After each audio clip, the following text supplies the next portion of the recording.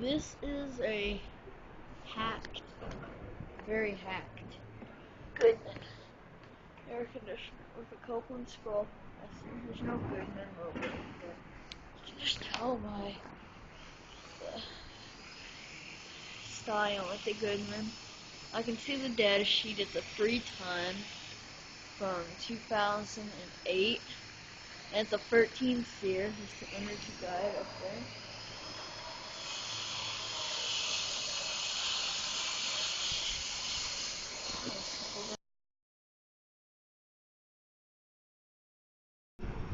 These are 3 Rheem air conditioners. That one's newer, and those are Stamped Octagons.